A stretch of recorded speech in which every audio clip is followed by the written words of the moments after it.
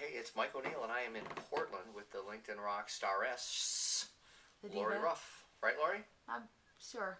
Are you I've the never been called a rock staress rock before. staress? What's a new title? You know, if you want a keyword, you got to define a new keyword, and then you can own it. That's one of the little things, right? That's why you're the LinkedIn diva. Right. And I'm the LinkedIn rock star TM. So who are you Well, see, with? hey, it isn't often we get to travel and be not just entertained, but hosted by legends. Exactly. Legends. Lee? Well, you know, to put this thing correctly is, y'all talking to the man in the middle. Oh, yeah, I'm Lee. I'm asking him to change his ways.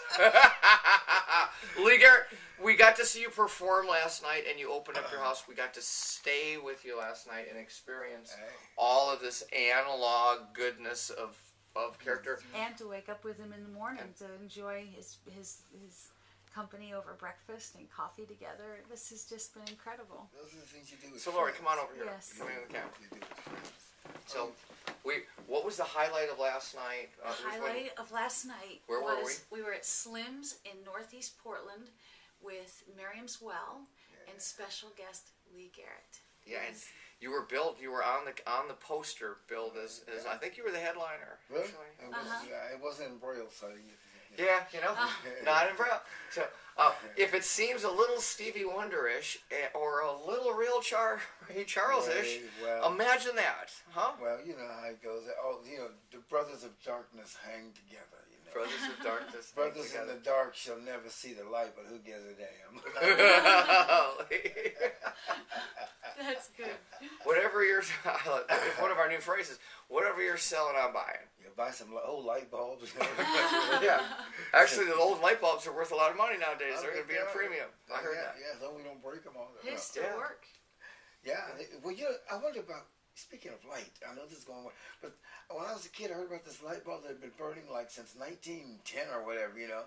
Right. And I wonder if that damn thing's still burning now. Or is I've heard that same story, that there's a light bulb that Thomas Edison first. It's in Washington, D.C. at somewhere. It's, you know, Library of Congress, maybe.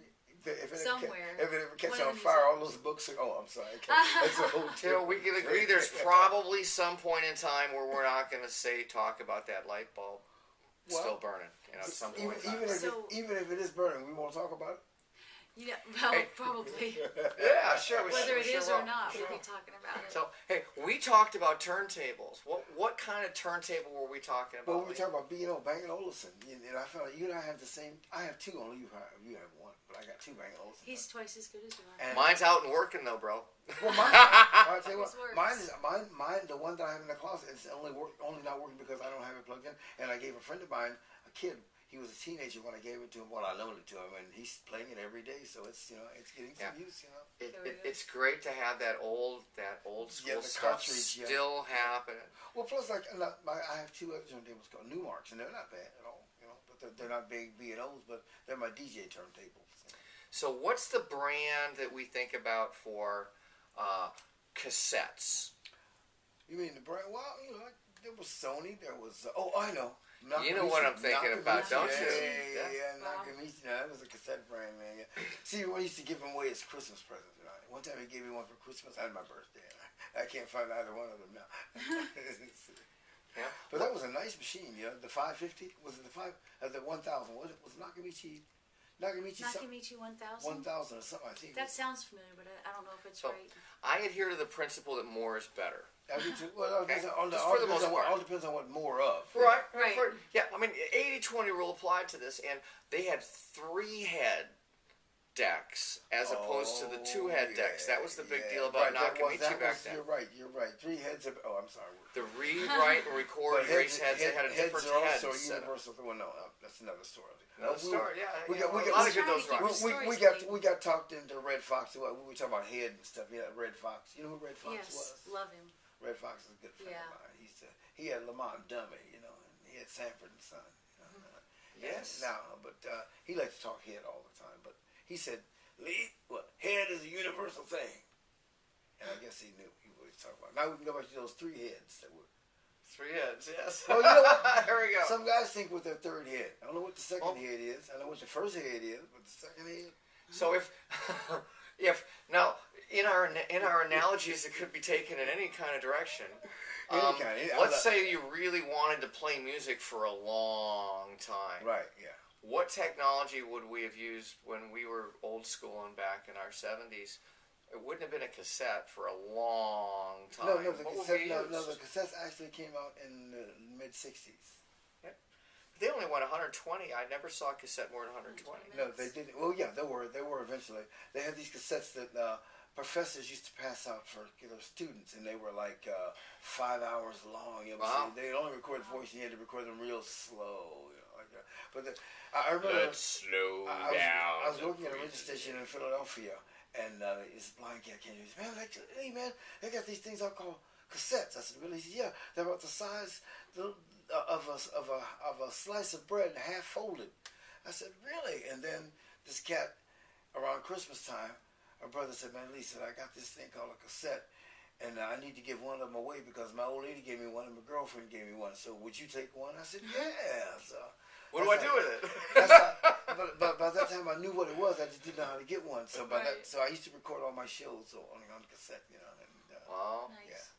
Yeah. I sat in the Grateful Dead at the Grateful Dead concert in the taper section where they record the shows, and there's poles up all around you, and they've got their mic. There are 2 microphones.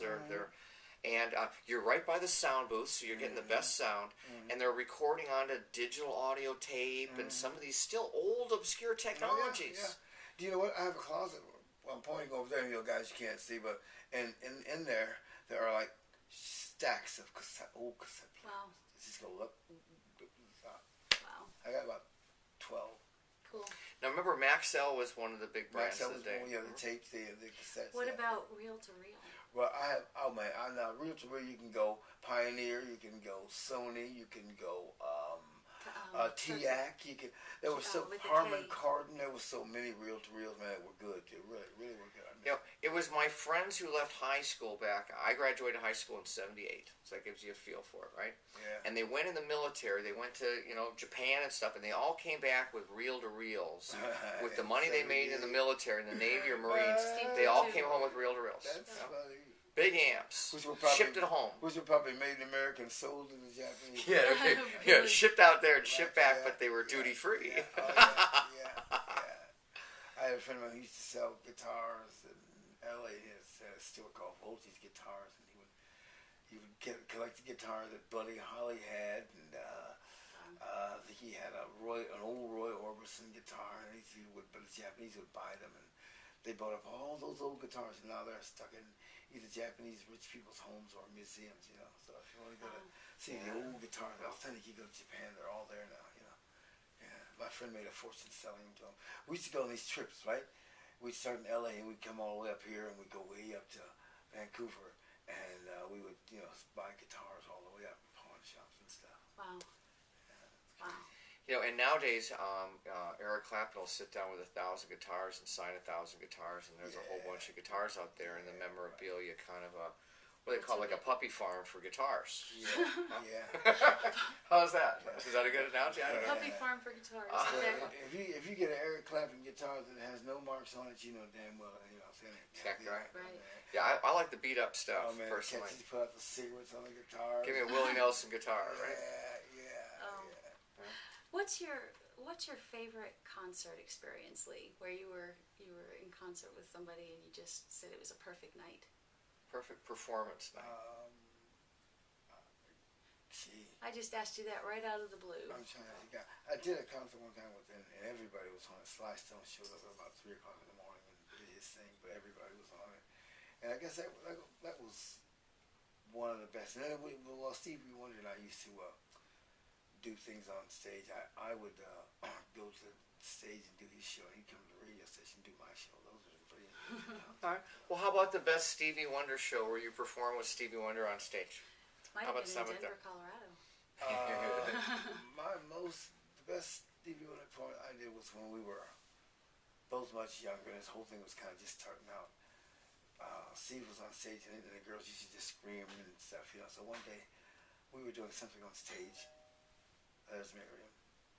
We were doing something on stage, and the girls were grabbing and almost pulled me off stage. I said, "Oh yeah, that was an experience because it was like if it happened to Steve, it can happen And even though it's happened since, it was not like then, you know. Right. The first time. Wow. That's Well, special. We've got to wrap up. Can we continue another time Yeah. on our next trek through Portland Yeah, at your To see you fabulous You know, place? You know, you're always welcome in my home. You don't even have to ring my phone. You don't have to be alone, but you're welcome in my home. Bring Jesus with you next time.